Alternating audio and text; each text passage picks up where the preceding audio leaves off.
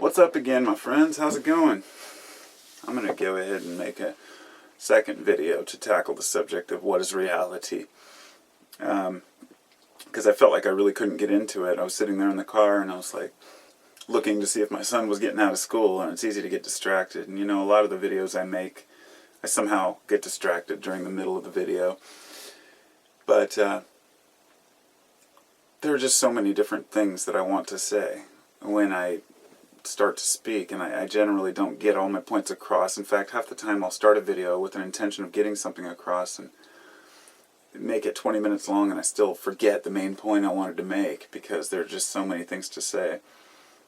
And sure, I could structure it and write down the things that I want to say, like I do sometimes, like for news information. You know, I take notes and have documents, but that even throws me off because it takes me out of the groove of what I'm thinking. And really, that's all life is a groove. Fitting in with that groove and going along with it, you know, riding the wave, if you will.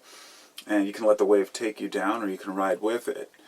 And these currents of life that pull us, you know, through what we call reality, they vary as far as the strengths and weaknesses we have, the ups and downs we have, positive and negative experiences, and how we perceive such. And the whole thing is fascinating. You know, even the moments when I'm down and when I'm just not feeling well, those are the moments where I really appreciate life the most. It's like because they're the times when I realize I can only go up from here, and how bad can it really get, you know? And I don't suffer massive lows, although in my life I have had some pretty depressed episodes. And we kind of grow accustomed to whatever reality we live in. But we get so wrapped up in this life, because it's all we know, that it's difficult for us to, to even start to express anything outside of this realm. It's almost become either cliche or laughable to even talk about spiritual experiences for a lot of people. Like, where we've become so materialist and headstrong that we know what reality is, that we've created this entire paradigm around what is real and what's not. And it wasn't always that way, you know. The mystical have always been there. Just men always perceived them in different ways. It perceived that supernatural feeling or energies that we know exist somehow but can't explain, so therefore, if you can't see it, can't touch it, can't feel it, it doesn't exist. Well, I say, considering over 90% of the universe is dark matter and dark energy that we can't see and we can't feel, but science tells us is there, then maybe there's something else that we're not understanding. And I'm fine to not try to understand it. You know, there were times in my life where I wanted to know what other realms were, other dimensions. I wanted to know how far this all went. And now I've realized that it's not for our eyes. We as humans just aren't meant to see the full scope of things. There have been times when I have had such revelations and mind-blowing just awakenings during often a psychedelic experience or maybe a dissociative experience. And when I try to bring it back, I just can't. And for years I thought, well, maybe what I think that I'm finding, these epiphanies during these experiences, maybe they aren't real. Maybe I just think that I've had a realization. And then other times I've thought, well, maybe those realizations are only valid in another realm or another state of mind or way of thinking. But I still don't know, but I know that they're valid. And when you're on the edge of consciousness, like I was mentioning in the video before, some people might not have seen it, I was talking about hypnagogic and hypnopompic experiences, where you're just on the verge of waking up or going to sleep. And I cherish those experiences. I will lay there and keep my eyes half closed and not fall asleep. I found that they can be stimulated by certain experiences, certain strains or types of kratom. And this is something I found out years ago when I first started taking it. Certain of the heavier strains will, after a few hours when it wears off, and I feel a little bit tired if I lay down, but I've drank enough coffee to keep myself awake, and I'm not sleepy, but just kind of resting, then I'll have those experiences. And just earlier, you know, for example, it was strange little pictures, like a motorcycle with a husband and wife crashing on it, and then they flew through the air, and then I created the landing, or it was somewhat like a lucid dream. This is where it becomes hard to explain. When you're on the edge of sleep, you might have pictures flash through your head. They could be things that you're thinking about or things that you have no idea where they came from. Regardless, you might find yourself able to control them, even if you're just dozing off for a brief second. So you're able to create in your mind's eye a picture, just like right now. If you close your eyes and picture a dog, and then picture that dog sitting down. Now imagine you can create the actual picture in your mind, because there seems to be something different between the mind's eye and what we would call a dream or a hallucination. And hallucinations, of course, by definition, are different. It's a vision that, it's something that doesn't exist that you see that you're not aware is there. Whereas psychedelic experience isn't a hallucination, it's more of a morphing or a altering of a state of mind. You look at something like a camera and then it becomes a face and you see human characteristics in it. Or you look at a cloud and you see it morphing. But you don't see clouds just appear and watch them go across the sky. Well, some people, they have hallucinations. And I read this book by Oliver Sacks. It's called Hallucinations. Just phenomenal. And I'm reading another one now called Musicophilia. And it's about audio hallucinations and people who can have entire symphonies created in their minds. They might remember a song word for word, or note for note, be able to write it down even though they know nothing about music. Or they might be the opposite, they can hear music and not be able to distinguish between notes.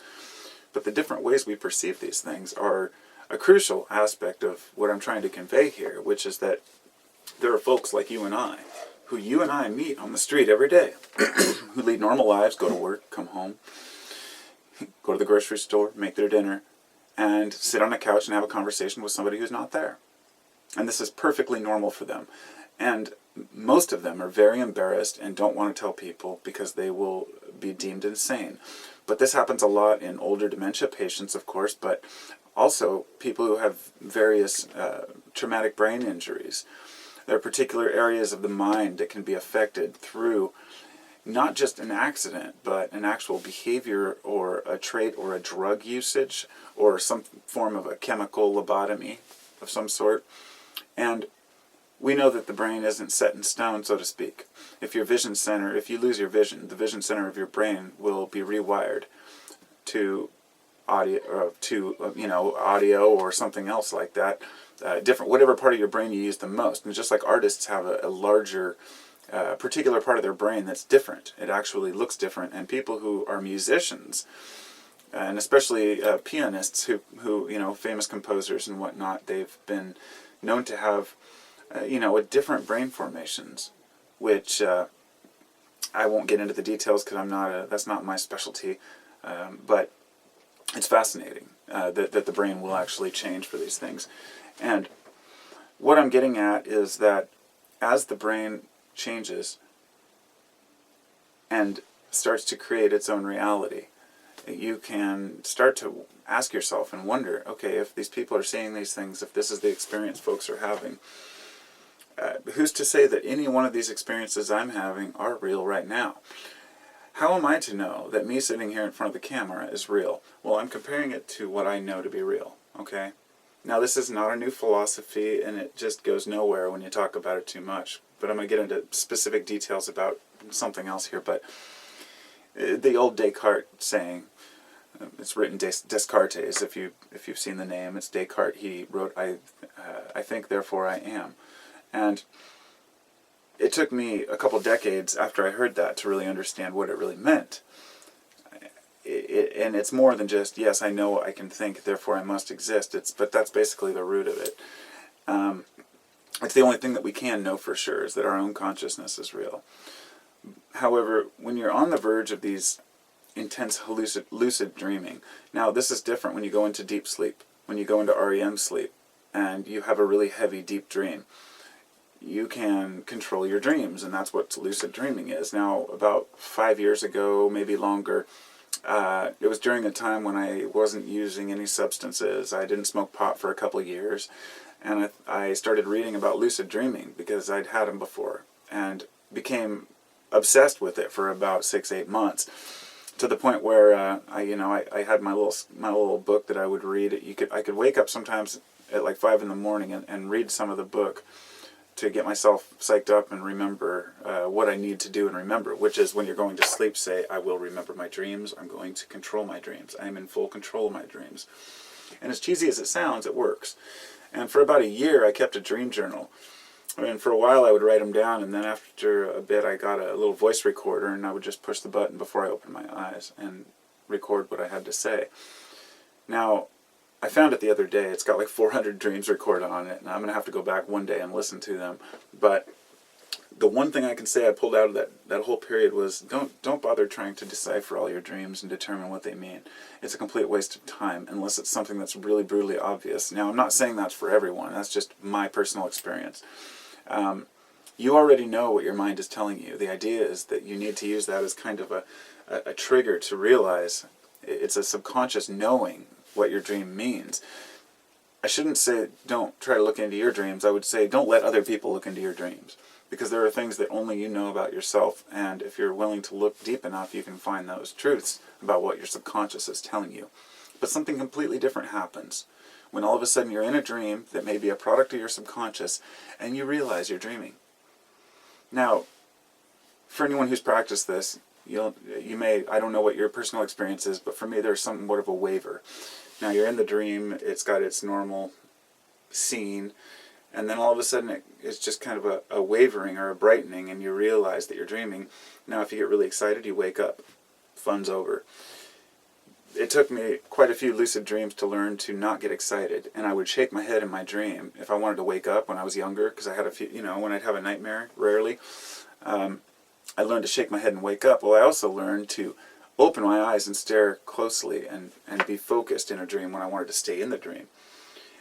And a lot of folks will say they look at their hands, and a lot of people study their hands during the day, and then when they go to sleep at night, if they have a lucid dream, they use their hands to look at to determine whether they're in a dream or in reality. And that might seem like, well, how could you not know you're in a dream? Lucid dreams are that intense. They're that crazy. You actually think, is this reality? It's that coherent. One of the last ones that I really had, I went to sleep saying I want to meet my spirit guide, for what it was worth. And I was walking down this little country road in my dream, and all of a sudden I became lucid. And I looked over, and there was this little black kid, must have been like, between 8 and 9 years old. I can't remember if he had like a little straw hat on or something, but it reminded me of, Tom Sawyer, Huck Finn type scenery. And we started walking along the road, and I said, are you my spirit guide? And he said, what do you think? Or something like that. And so we walked up this little dirt road and kind of up this incline, and we stood there, and I said, do you think I can fly off of this hill? And he said, if you want to. So I jumped and I flew, but at that time, it was like a feather in the air. You'd waft up and then back down. And the first real lucid dream I had the year before that, I jumped off my roof here where I live, and I tried to fly to the neighbor's house, and I would like land down in the road. And it was only recently, just in the last I'd say it was about a week ago, just out of the blue, I had a lucid dream where I decided I wanted to fly, and I did, and I started flying up over the trees. It was the farthest I've ever flown in a dream, and it was just spontaneous, and I was semi-lucid in it. But there was one other time when I was in a prison with all these other prisoners, and it was very metaphoric, and everybody was being treated badly, and all of a sudden I just shot up in the air like this with my hands, and shot up like, a few hundred feet, and then landed outside the prison. And I started yelling at the guards, telling them to keep it, to treat people with respect and whatnot. Anyway, the difference between being in a dream and being conscious can be just so hard to distinguish. And the experience in psychedelics can be very intense, but it's not really that you're in another reality so much unless you go to the level of, say, dimethyltryptamine and taking DMT.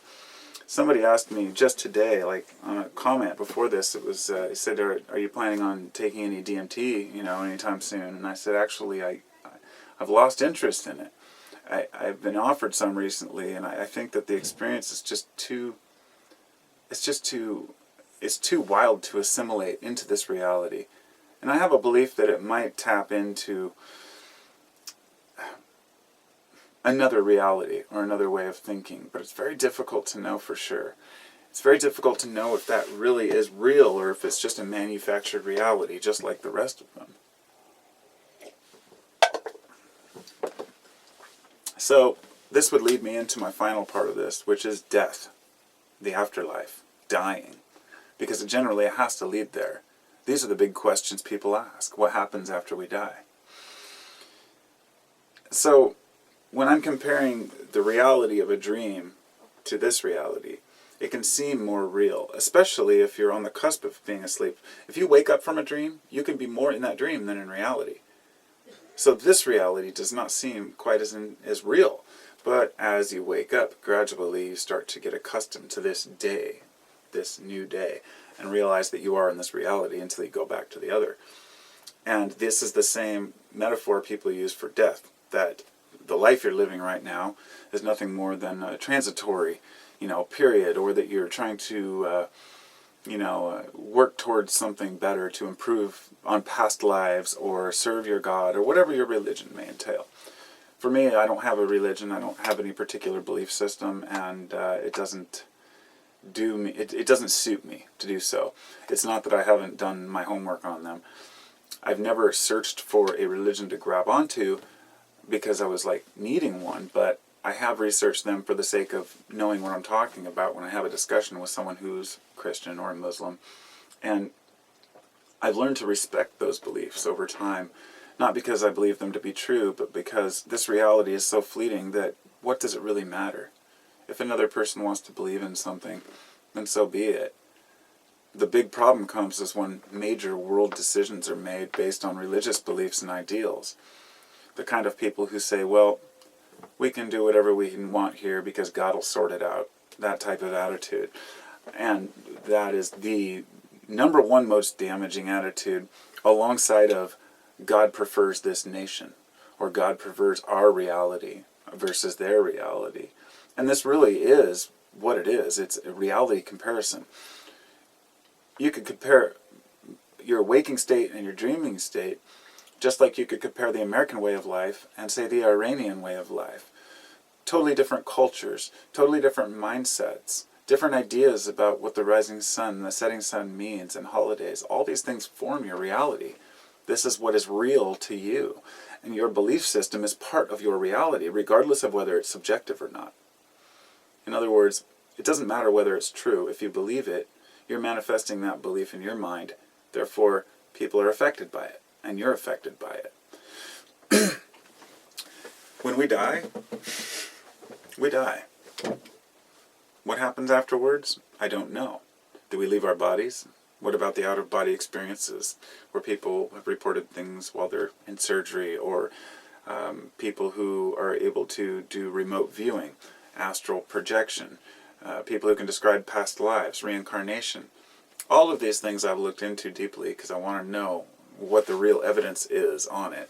And there is a one center which is like the main hub for reincarnation studies, and they have thousands of reports. I mean, just an amazing amount of information on people who have, may or may not have had a past life. And it's led me to this kind of a confusing aspect to it all.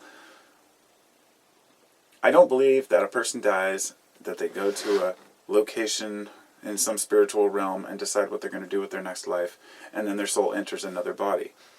And although a lot of people who believe in reincarnation do believe that, and some people have even said that they've chosen, their parents, things like that, make you scratch your head. But I've also heard stories of people who claim to be the same reincarnation. Two people who are alive at the same time, claiming to be a reincarnation of the same person. So, I don't know how far it goes. It looks like my camera's about to die. So, I guess I'm going to run out of juice, and I guess that ends my video now. I guess I didn't get too far into the death realm, but we'll have to save that for another video. So, peace and love, everybody, and have a wonderful day and have a wonderful reality. And I'll talk to you soon.